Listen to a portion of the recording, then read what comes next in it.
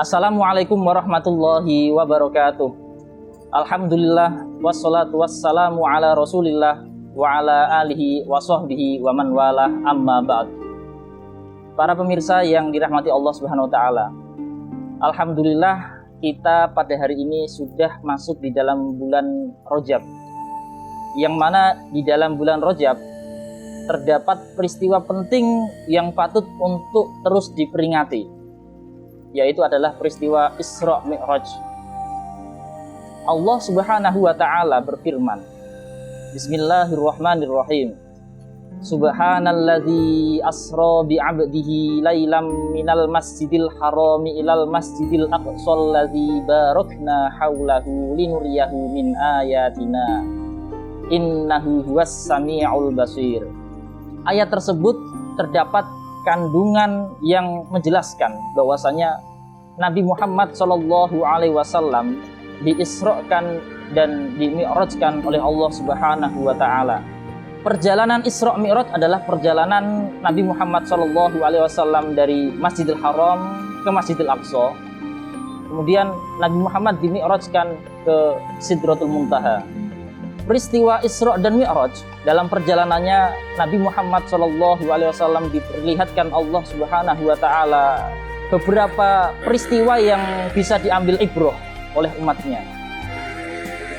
Yang mana tentu ketika itu buruk perlu kita tinggalkan, ketika itu baik kita jalankan. Di antara peristiwa-peristiwa yang mengerikan di dalam perjalanan Isra Nabi Muhammad SAW adalah Nabi Muhammad SAW bersama malaikat Jibril diperlihatkan ada suatu kaum yang kepalanya dipecah. Kepalanya dipecah, kemudian dipulihkan kembali. Setelah setiap kali dipecah, dipulihkan kembali seperti semula, dan seterusnya. Lalu Rasulullah SAW bertanya kepada malaikat Jibril, Ya Jibril, man haula? Siapakah mereka? Malaikat Jibril menjawab, mereka adalah orang-orang yang berat melaksanakan sholat, bermalas-malasan melaksanakan sholat. Ini adalah salah satu peristiwa yang bisa kita ambil ibrah untuk kita tidak bermalas-malasan dan merasa berat ketika melaksanakan sholat. Para pemirsa yang budiman, yang perlu diketahui dari perjalanan Isra dan Mi'raj, bahwasanya bekal yang dibawa Rasulullah SAW dari perjalanan ini adalah sholat 5 waktu. Sholat 5 waktu merupakan kewajiban yang tidak bisa sama sekali ditinggalkan kecuali ketika seseorang sudah meninggal.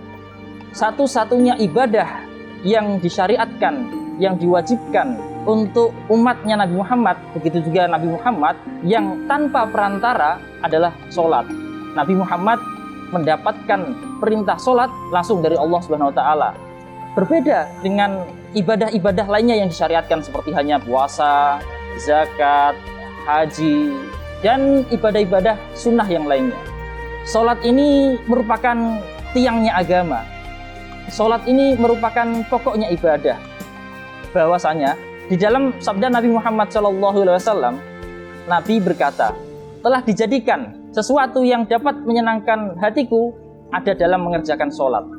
Kalau Nabi Muhammad SAW di Isra dan di Mi'rajkan dan mendapatkan bekal sholat, dan sholat merupakan hal yang dapat menyenangkan hati Nabi Muhammad SAW, kita pun demikian.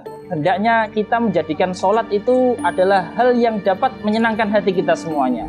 Nabi Muhammad di Isra dan di Mi'rajkan secara ruh dan jasad.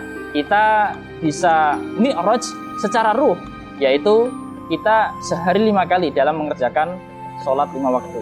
Para pemirsa yang budiman, bahwasanya sholat adalah hal yang semestinya tidak patut untuk kita tinggalkan, dan itu menjadi amaliyah ibadah kita keseharian yang harus kita terus jalankan.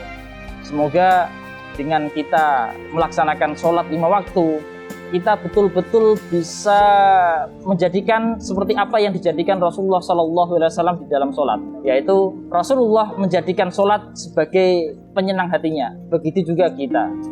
Akhirul kalam, wassalamualaikum warahmatullahi wabarakatuh.